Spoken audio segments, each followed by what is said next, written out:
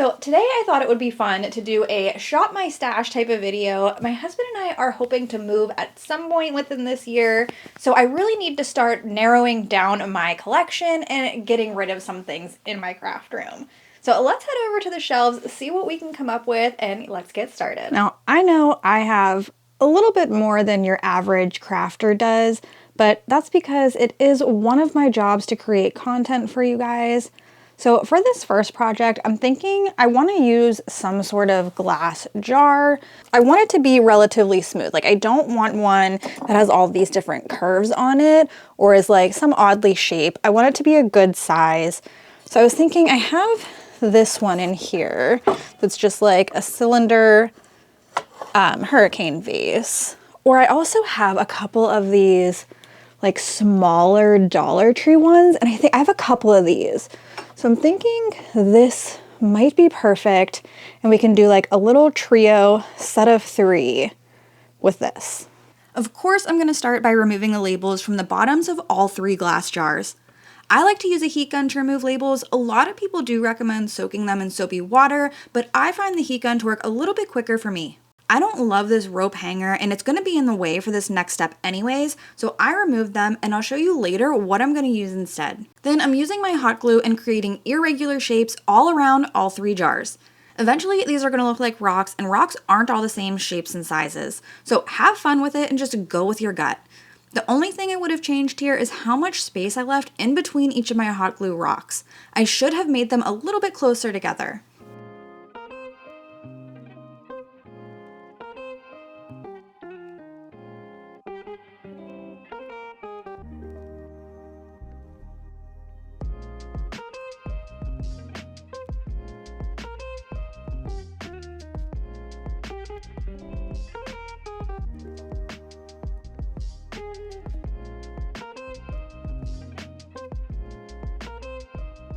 Once I had all 3 jars covered, I grabbed some of my acrylic paints in various brown tones to paint the hot glue.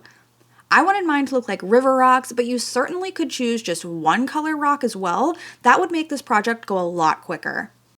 I will also say the acrylic paints are extremely sheer and required a ton of coats. If you do recreate this and use acrylics, I would suggest giving the whole thing a white primer base to save you some time. Eventually, I got out some of my chalk paints to mix in because I just wasn't loving some of those acrylic paint colors when they were all together. Next, I'm taking this clear enamel sealer to spray on the top of the paints. You want to make sure you seal in that paint color before moving on, or the paint could end up getting wiped right off. You also don't want to spray paint inside. It was extremely cold out this day in my garage, so I sprayed them inside of a box in my craft room, but I would not recommend you do this. Now, I need to tape off that gold ring around the top. I'm going to add some grout between the rocks, and I don't want this to get covered. The tape will also help me to get a nice crisp line at the top of the jar. I've had this snow white grout on hand for my kitchen renovation, so I'm glad I was able to use some more of it before throwing it out. I don't think I need to pack this up for the move. But now I'm going to cover the jars with the grout and make sure I get it down in between all of my hot glue rocks. You don't want to let that grout sit for too long before wiping off the excess, or it'll be too hard to clean off.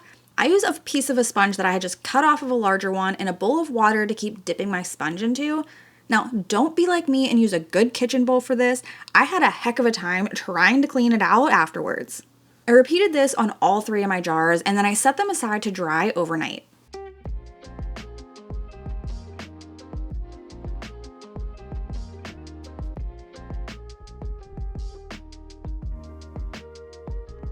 Now, to hang all of my jars, I wanted something a little bit decorative. So again, I looked through what I already had in my stash, and I picked out this spindle and a scrap 1x2 MDF board for the spindle to sit on.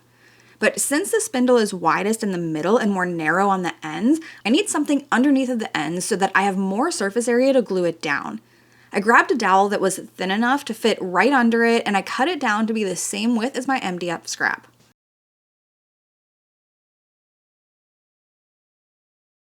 For the dowels, I used my super glue to attach them to the MDF, and then I used Tite Bond glue to attach the spindle on top.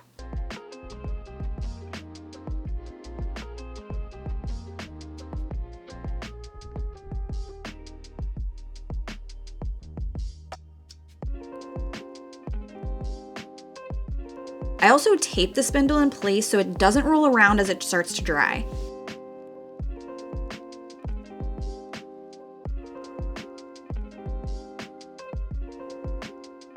And then I painted this whole spindle piece black.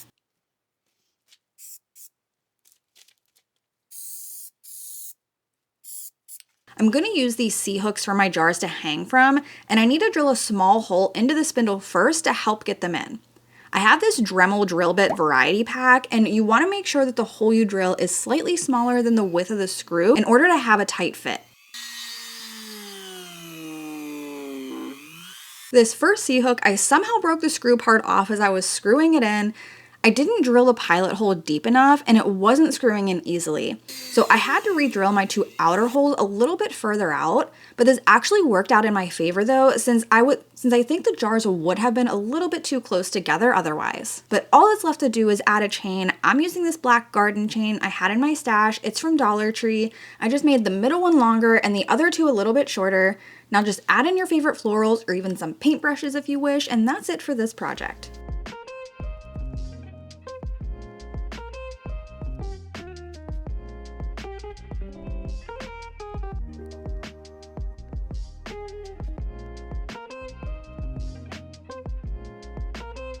This one, I really want to do like a decoupage vase or something that I can, you know, put a cute little decoupage paper on. I love the shapes of these, but I don't know if I want to. Decoupage one of these ones. Let's see, what else do we have? This is kind of the paper that I'm thinking to use, and I got this from Brandy over the DIY Struggle. She has some amazing decoupage papers. This is one of my more springtime feeling ones, so I really want to do something spring-like. And I realized I have this watering can, and I'm wondering, it's like one that you would hang on the wall, just decorative, not functional. So I wonder if that would look cute with one of my spring papers, and then we can add some cute florals to it. I think we'll go with that. I started out giving the whole thing a scuff sand. This watering can is made out of metal, so I don't want to remove this paint that's already on it. Then I'm going to give it a coat of my Dixie Belle Slick Stick, which is a primer. I want to make sure that the paint I put under the decoupage paper isn't going to peel off of the metal, and this is a really great primer for that. Now, I know this primer is white, but it's also pretty sheer and doesn't have great coverage. You can see that flag design underneath of it still, so I gave it a coat of white chalk paint as well. This will give us a nice clean base for the decoupage paper, and I highly recommend using a white base for decoupage as that will help your design pop and stay true to color. My chalk paint is pretty old and starting to dry out on me. It was looking kind of chunky and thick when I applied it, so I'm gonna go over it one more time with a 220 grit sandpaper just to smooth that out because I don't want to see any of those paint ridges in my final project. Alright, now for the fun part. I love doing decoupage projects from time to time, and it's been quite a while since I've made one. The top left image was the perfect size to fit my watering can, so I'm going to use a wet paintbrush to cut it out. I prefer to tear my paper instead of cut it because then the edges will blend seamlessly into your project and not be visible.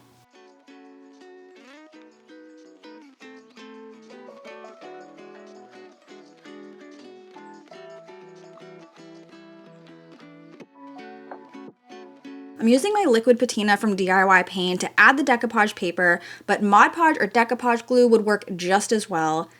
And I like to use a fan brush to add the glue. It gets great coverage and it's also much easier to clean all of that glue out of the bristles rather than a regular paintbrush. This paper was starting to wrinkle on me a bit. Usually I like to just use my fingers to smooth it out, but it wasn't really working on this project for some reason, so I grabbed a piece of a sponge and I ran that over the paper. The sponge is completely dry. It's just going to soak up any of that excess glue while also smoothing out those wrinkles.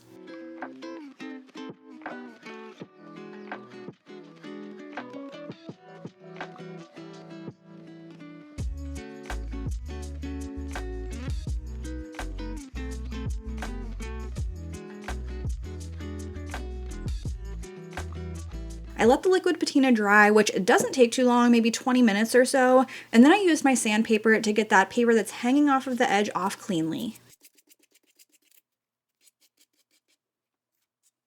Next, I wanted to add some more detail and dimension to the watering can, so I'm going to use a few of my silicone molds with air dry clay. This is the olive crest mold from IOD, and you always want to dust your mold with cornstarch before applying the clay. This will help it to peel right out and not stick.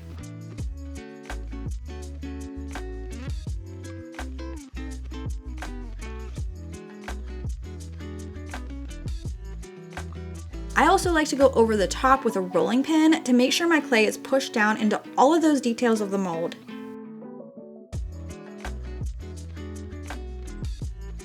This first piece I'm adding is an olive branch, and once it comes out of the mold, there's usually some stray bits that don't belong. So I like to take a little water on my finger and just smooth those areas right out. I'm using a tight bond glue to add the mold onto the watering can while the clay is still wet. This way, as it dries, it will form exactly to the shape that I need it. And I place this branch along the edge where the decoupage paper ended. This gives it a more purposeful ending, and I use a pointed paintbrush to clean up any of the glue that seeped out of the sides. I added a few more molds with a mushroom and then decorative filigree on the handle, and then I let these dry overnight.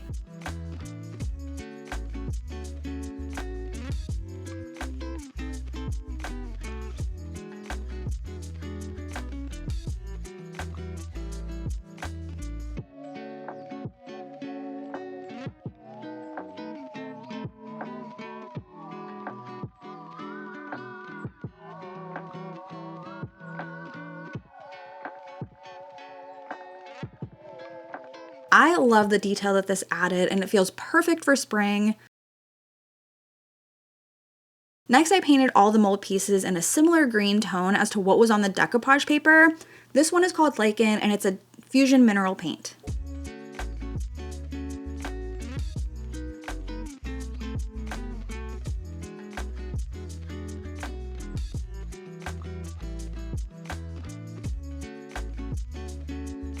Then, to bring out all of the details in the mold and tie it into the look of the decoupage paper a little bit better, I'm adding white wax over top. And that's it for this project. I love how it turned out, and I'm gonna list it for sale on my site.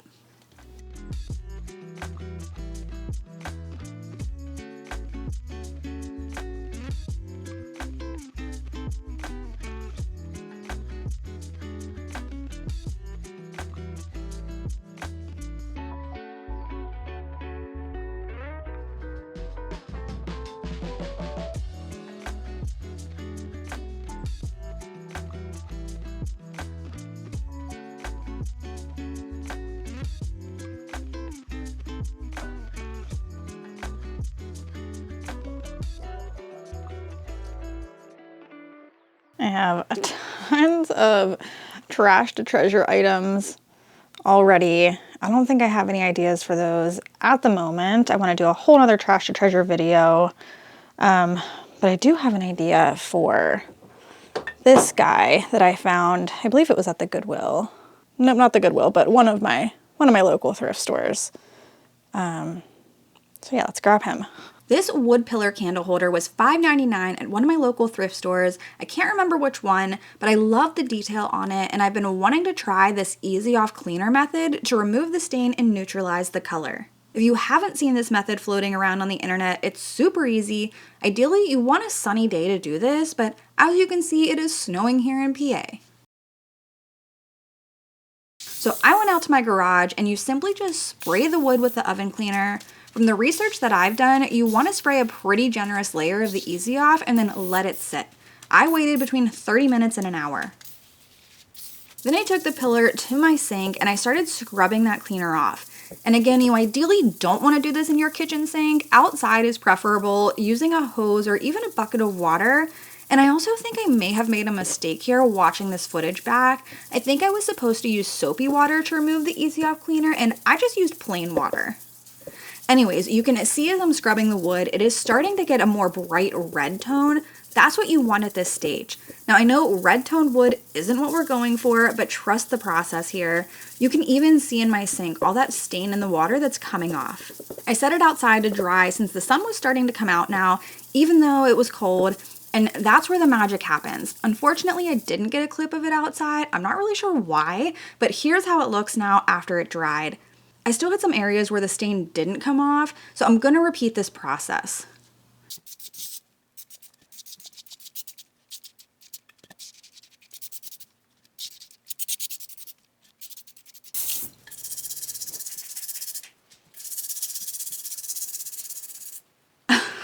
Oh my god, you guys. I found this footage when I was starting to edit the video. My husband just loves to pop himself into my videos from time to time. But I let the wood dry for a second time, and here's how it's looking. I absolutely love this more neutral tone compared to the red tone we started with. However, the water in the brush did tear up the wood in some spots. I tried my best to go with the grain and not do this, but I know there were times where I went against the grain, which just chewed up that top layer of the wood. So I did take a sanding sponge to smooth that out. Once I had the wood smoothed out, I'm taking this wood round that I had in my stash. I believe this is from Hobby Lobby, and I'm gonna find the center of it so I can glue the two pieces together. I'm using wood glue here since both objects are wood, and I let that dry actually for a few weeks before I came back to it, but you only need a few hours to maybe overnight to let it dry. And the last thing for this project, I painted the wood round black since the two woods are different tones.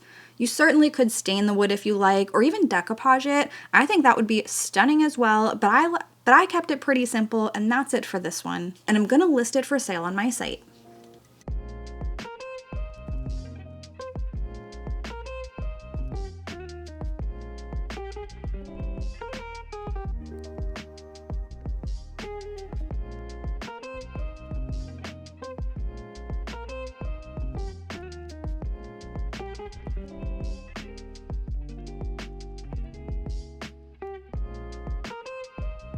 I hope you guys enjoyed this Shop My Stash style of video. I've already packed up a lot of my craft room since we're getting ready to show our house to sell it, so you might be seeing some more of this style of video over the coming months, at least until we can find ourselves a new home. But I'll see you in the next one.